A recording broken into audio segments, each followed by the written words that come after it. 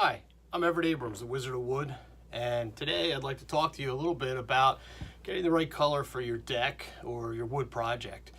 A lot of people will at least start out with a color chart, and there's nothing wrong with a color chart to get an idea of what we're going to use as far as color, tone, and so forth. But these things are just on paper, so we want to get rid of them. We don't want to use these to make our final decision. Just because we can get an idea of the colors and so forth doesn't mean it is a good idea to use a color chart, okay? We're putting this on wood. We're putting this on different kinds and species of wood. So it will appear different, especially when you start talking about sealers and semi-transparents on the different species of wood. So just because you have a color in a chart that looks one color on a piece of paper, it's going to look different on a piece of cedar versus a piece of pressure treated versus any other type of wood, whether it's exotic or a mahogany, a hardwood, whatever. So the best way to do it is to actually see it on a wood chip so you get an idea of that specific wood. If you're not sure, one of the tips we'd like to give, and this goes back to another video, but I guess I didn't go far enough in that video to explain, to put it actually on wood samples and let the people see that.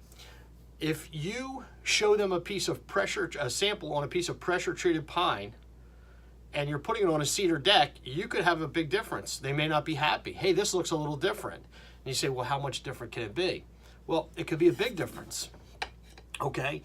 And theirs are just the same color, gray, okay, on different wood. So you have pressure treated and you have cedar, and you can see the difference. That's on a little bit more, has a little bit more opaque. And you can same thing with a lighter brown tone, same thing. You'll see a different different look on pressure treated than you do on cedar.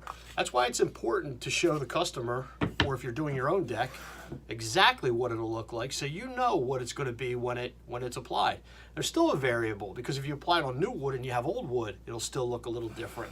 You always want to do a little sample on a an inconspicuous spot, whether it's on your wood siding, your log home, your deck, your fence, anywhere. But just so you see, even naturals, you can see the difference. Pressure treated, cedar. Even though it's the same stain, it's a different look. So if you really want to truly see exactly what it's going to be like, apply it to a piece of wood. Don't follow along in a color chart. It's not going to be the same. And put it on a specific wood. And if you want to, before you actually do the whole project, do a small area on your deck, house, project, whatever it is, and you'll get a true result. Hope that takes the detail a little bit deeper into samples and making sure you get the right stain for your project. I'm Everett Abrams, the Wizard of Wood. Please subscribe to the YouTube channel if you're viewing that there, and look for my next tip.